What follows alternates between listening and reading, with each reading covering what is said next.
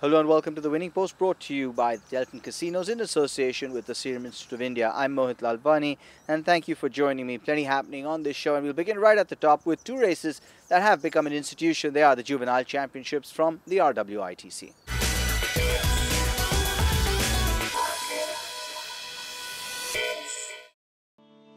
With another season at the RWITC Mumbai coming to a close in the month of April, the time comes to look out for a new crop of juveniles who will shine in the season next year.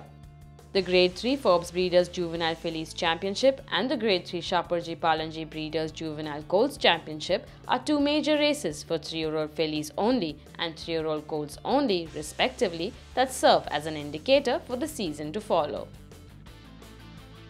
The Forbes Breeders Juvenile Fillies Championship was up first, which saw 6 fillies face the starter this year.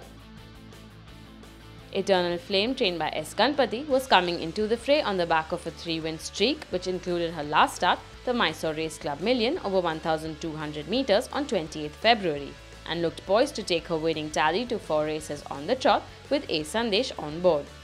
Joining her was Ageless from Dallas Dodiwala's yard, who had a success record of 2 wins from as many starts, which included the Provoke AGP Multi-Million over 1,200 meters on 15th of February. She would be one to watch out for here with Yash Deredu on her back.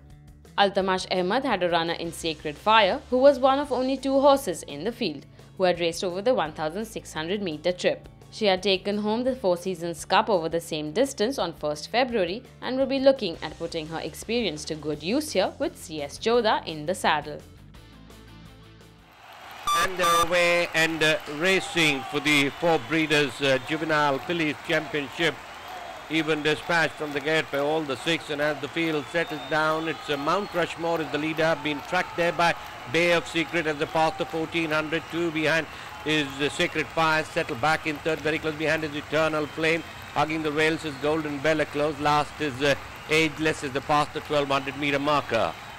Mount Rushmore 2.5 lengths ahead of Bay of Secret, tracking him on the outside. There's Sacred Fire, very close behind is Eternal Flame is in the center. On the far side is Golden Bell. Close last is Ageless. Heading towards the 800, Mount Rushmore, length and a quarter in front of a Sacred Fire in second. On the rails is Bay of Secret, very close behind is Eternal Flame. Half a length on the rails is Golden Bell. Tracking him on the outside is Ageless as they pass the 600 meter marker and turn for home. Round the turn and into the straight, Mount Rushmore comes in home first. From Sacred Fire in second spot, Bay of Secret is on the rails, then there's Eternal Flame, but Mount Rushmore is still the leader. From Sacred Fire is the one galloping in second spot, and Eternal Flame is the one cantering on the near side, and there's Bay of Secret, Golden Bell, and it's going to be Eternal Flame in the center. From Ageless is galloping widest of all. After that is Sacred Fire, then there's Bay of Secret, but Eternal Flame is about 3/4 of a length ahead of Sacred Fire. Ageless widest of all, but Eternal Flame it's going to be. Eternal Flame makes it quite easily from Ageless, then there's Sacred Fire, after the Bay of Secret, Golden Bell, last of all the long-time leader, Mount Rushmore. Eternal Flame justified her favourite tag as she came from the outside and battled home strongly to take home the race in 1 minute 37.40, with Ageless in second, a length and a quarter behind, and Sacred Fire in third.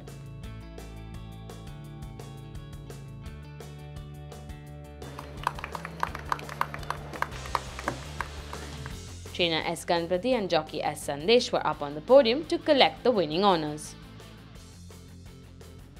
The Group 3 Shapoorji Pallonji Breeders Juvenile Colts Championship followed the crowning of the Fillies champion. 4 colts and geldings aged 3 years entered the parade ring for this one. The Dallas Dodiwala trained Mogadishu was coming into the contest on the back of a win in the Sachari Foundation Trophy over 1,400 meters on February 19th. And with Keenan Stain back on board this time out, will be looking at notching up his 2nd consecutive win, even with the step up in trip. He would be opposed by the SK Sundarji trained Jefferson, who was making only his 3rd start here. After a winning debut, the colt had run 3rd in the Sitlani Traders 7 Multi-Million over 1,400 meters and would be looking at getting back to his winning form with Trevor Patel partnering him. It was, however, the S. Ganpati trained Oxford Opinion who was the favourite here, boasting a success record of 2 wins from 4 starts. He had run third the last time out in the Poonawalla Breeders Multi-Million over 1,400 meters and was expected to run a big one here with A. Sandesh in the saddle. And they're away and racing for the Shapoorji Pallonji Breeders Juvenile Colts Championship, even dispatched by all the four. And as the field settles down, it's Mogadishu is the leader, just in front of Jefferson joining on the outside as they pass the 1400, 2.5 lengths behind Bull Run, another 3 behind is Oxford Opinion. As they run past the 1200 meter mark, and now Jefferson, now the new leader, 2 in front of Mogadishu, Bull Run in third, then there is Oxford Opinion. They pass the 1000 meter marker, Jefferson length and 3/4 ahead of Mogadishu. Up that is Bull Run joining up on the outside, making a forward move is Oxford Opinion. Past the 800 and running down towards the entrance of the home stretch in the Shapoorji Pallonji Breeders Juvenile Colts Championship. And Oxford Opinion has taken the turn very wide, is on the outer railing. Jefferson out in front from Mogadishu. 2 behind there is Bull Run, and out of it is Oxford Opinion. Round the turn and into the straight. Jefferson comes in on first. Is about 2.5 lengths ahead of Mogadishu in chase. 2.5, 3 lengths behind is Bull Run, but Jefferson is still about 1.25 lengths ahead. Mogadishu is the one galloping strongly in second spot. 4 behind there, Bull Run. It's Jefferson under the whip. Mogadishu is drifting out of a straight course, galloping on the center of the track. It's Jefferson from Mogadishu, but Mogadishu on the stand side travels the better. Mogadishu has made it. Jefferson is only second. Bull Run third ahead of Oxford Opinion. As the runners turned into the home stretch, Oxford Opinion made the turn widest of all and was more or less out of contention. It was then down to Mogadishu and Jefferson, who battled home strongly, with Mogadishu gaining the edge over Jefferson, who was in second, 1.25 lengths behind, while the Kuji Katrak trained Bull Run was in third. Mogadishu made the day a doubly special one, handing its owner and breeder Shapur Mistry a win in a race sponsored by him.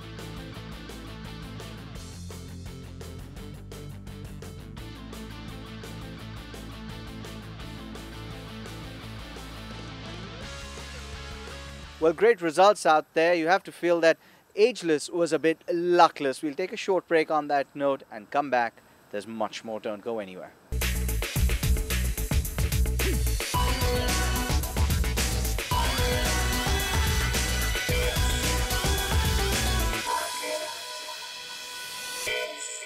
Welcome back to the Winning Post. Now, 2 weeks ago, we saw Quasar come and upset Be Safe in the Indian Turf Invitation Cup. Well, let's take a look at Quasar's pedigree and get an understanding of where the stoutness and ability came from.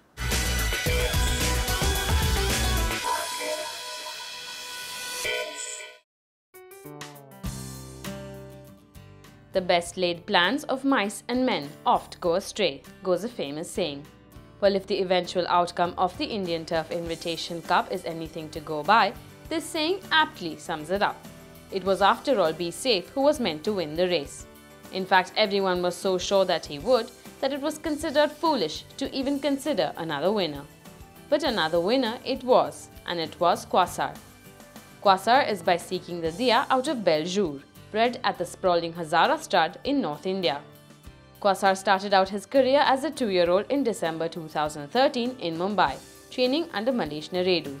He ran second in his maiden race, the Allah Rakha Gold Trophy over 1,200 meters. By the time March rolled around, the chestnut colt had notched up his first win in a graded race in the Group 3 Shapoorji Pallonji Breeders Juvenile Colts Championship over 1,600 meters. And he followed that up with an emphatic win in the Nanoli Stud Pune Derby Group 1 over 2,000 meters, where he beat favourite Maisha to come out on top. Quasar then travelled to Kolkata, where he took out both the Calcutta Guineas and the Calcutta Derby over 1,600 and 2,400 meters respectively, within a month of each other. He then followed that up with a victory in the Hyderabad Derby in January, before coming out to Mumbai to race in the blue ribbon of the Indian Turf, the McDowell Signature Indian Derby. Be Safe proved too good in that race, outclassing the field without extending himself much. But Quasar too ran a good race and notched up a minor placing, running third to the mighty horse. People will always be divided over what happened in the Indian Turf Invitation Cup. But what can't be taken away is the fact that Quasar won, and he won well, and Yashnaredu gave him a brilliant ride. And while arguments will rage on, the fact that Quasar is a horse of caliber will remain unchanged. Pedigree-wise, Quasar is by Seeking the Diya out of Beljour. Seeking the Diya was a 5-time stakes winner and 4-time group winner in Japan for owner Yoichi Ayoma and trainer Hideyuki Mori. After breaking his maiden at 2, he won his next 3 starts, including the Grade 3 Arlington Cup and the Grade 2 New Zealand Trophy, a race previously won by his dam, Seeking the Pearl. As a 4-year-old, Seeking the Diya became a leading dirt horse in Japan, and in back-to-back years, he was runner-up in Japan's biggest dirt event, the Grade 1 Japan Cup Dirt. Seeking the Diya is by Stormcat out of Seeking the Pearl and has been Stormcat's biggest earner. Quasar's dam is Beljour, who is by Smarty Jones, winner of the first 2 legs of the Triple Crown, the Kentucky Derby and the Preakness Stakes in 2004, and runner-up in the Belmont Stakes the same year. Smarty Jones is a 3rd-generation descendant of Mr. Prospector and boasts of Northern Dancer and Secretariat on his sire's side. An understated pedigree that is a lovely one all the same. Well, he has translated from paper to the track, and the very next day was the CN Wadia, named after the man who, well, built our racecourse.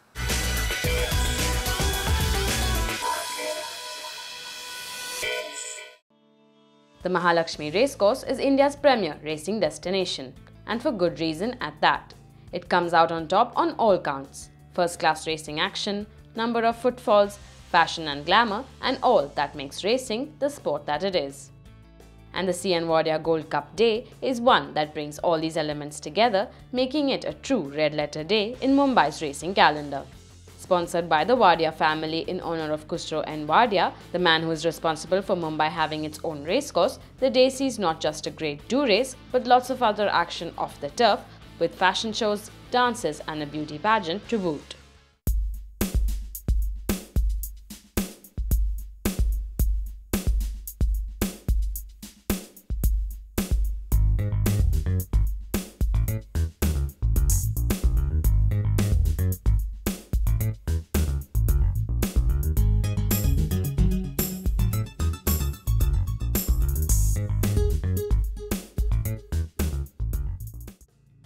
The race itself is a prestigious affair, with total stakes money of over Rs 23 lakhs.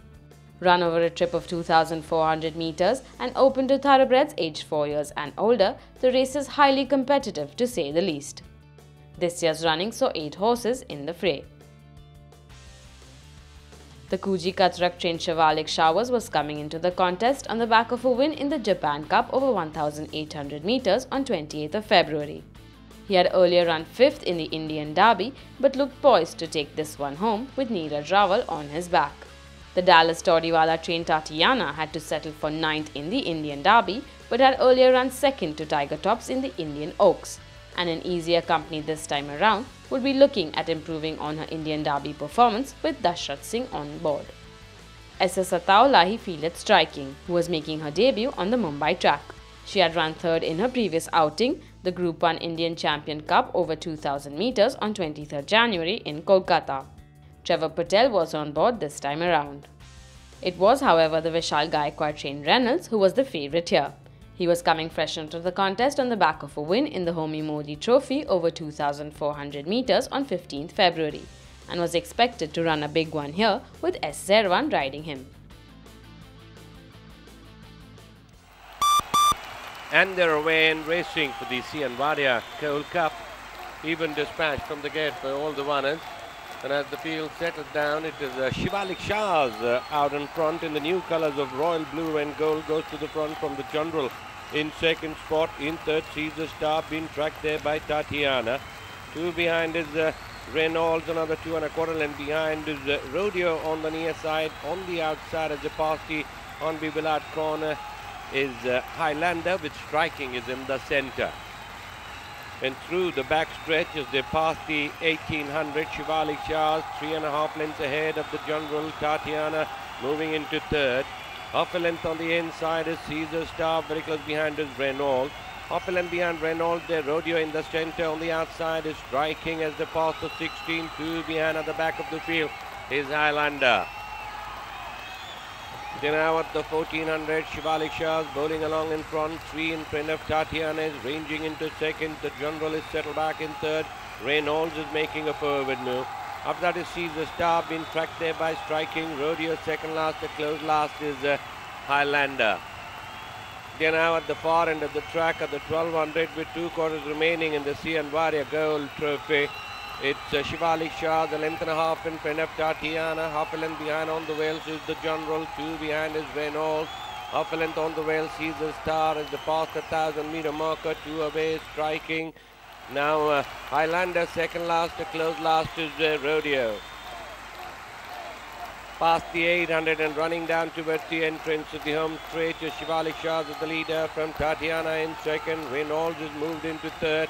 The General being pushed in fourth spot, being tracked there by Caesar Star. After that is Striking. Highlander Rodeo is been given a crack or two as the head turns for home. Round the turn and into the straight, Shivalik Shah comes in on first, hotly chased by Tatiana. 3 behind is Reynolds. Highlander on the near side. The General is warming up on the far side, but Shivalik Shah just a shade in front of Tatiana is galloping in second spot. 4 behind is the General. After that there is Highlander Striking.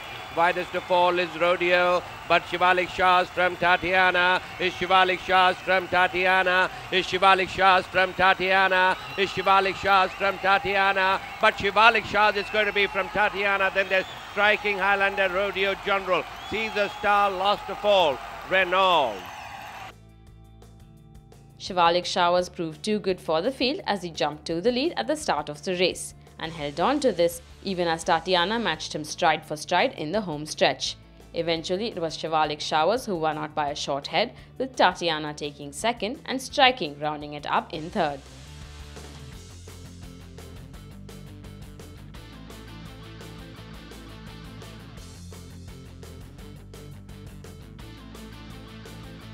The Wadia family, including Maureen and Ness Wadia, gave away the winning honours to the proud connections amidst much celebration. Well, then Shivalik Shah makes it a pillar to post victory. We'll take a short break on that note. When we come back, don't go anywhere because we've got a very special interview for you. One of the world's greatest jockeys in a very candid conversation with me. Don't go anywhere.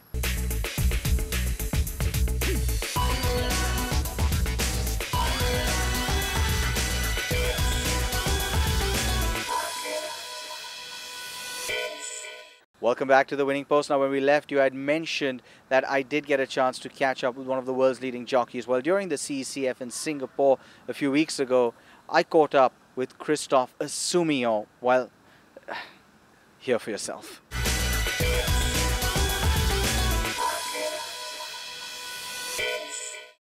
I'm in Singapore right now for the CECF 2015, a grand event out here. And we've got superstars from all over the world, of course.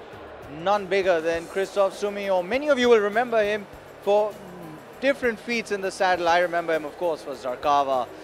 Christophe, thanks for joining us here. What a wonderful event this is, isn't it? Yes, thanks to invite me here. I'm very happy. Unfortunately, the last time I came over Singapore, I was supposed to ride the Singapore Cup and my filly Terra was scratched, so it was not a great moment. Since 14 years now, I'm back here in Singapore, and there's a big change in the city and in horse racing, and I'm very happy to be invited in this event. So I just hope we will be ready for tomorrow. Now you're riding a really nice mare tomorrow. She looks very strong. She's got the form. She's got the performance. Your impressions about this race, about going into it? It's a big one here in Singapore. It's a Group 1 race here. Yeah, listen, I'm very excited to be here. I'm very confident because I'm riding for champion trainer in America. The filly already shows what she's able to do. She is on the right distance, on the right ground, right bend. Unfortunately, we didn't get the best draw, but I think she's easy to ride, so with her gate speed, it's not going to be a big problem. The only big problem is, I think, the traveling for the American horses. They used to stay a long time in the plane, and long traveling like this, it's already difficult for us, but for horses, I think even more. So I just hope she acclimatized quite well now. And if everything goes well, I think she's going to run a great race. Well, you've dealt with tough draws before. We talked about Zakava earlier. I'm sure you'll be able to manage that quite well in a 9-horse field. Yes, and listen, I'm very happy and lucky because I just called the trainers a few hours ago and I get the instruction, and the way he wants me to ride the filly was exactly the way I want to do my race tomorrow. So we are on the same point of view, and if the filly is in great shape, I think she's going to do something great tomorrow. All right, Christophe, let's talk about how this all began for you. Now, riding, is it in your genes? Is it something you learned? How did it all begin? It begins very early. My father was a jump jockey before, so I started riding when I was 2, stopping for 4 or 5 years, and then I started at 7, become champion Belgium pony racing. I started to ride my first thoroughbred around 11, 12 years old. I get in the jockey school at 15. And then, yeah, I was not especially I will say the best in the beginning, but I was working hard every day.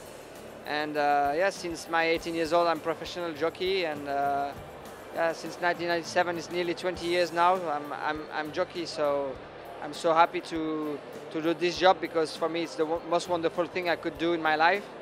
And I appreciate to be traveling around the world and meeting nice people every time, new horses, and have great experience.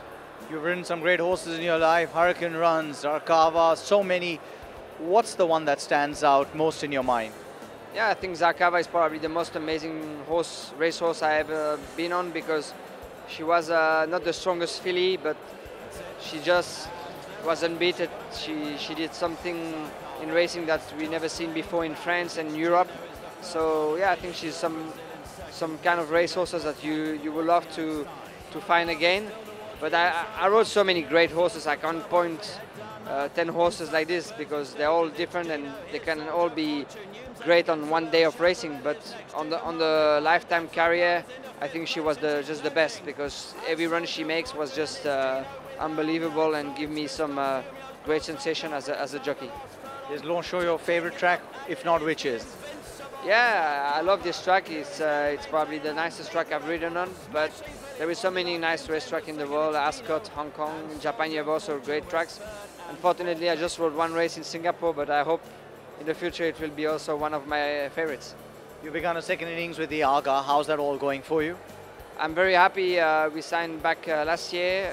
We have a good season, not the greatest, unfortunately, but things going on better and better. I think next year is going to be a good season, and I hope, yes, in 2-3 years we're going to do something great like we did in the early parts of my career, compete with them. But I'm very confident for the future, and I hope we'll win some other great races like the Arc de Triomphe or Epsom Derbies and things like that.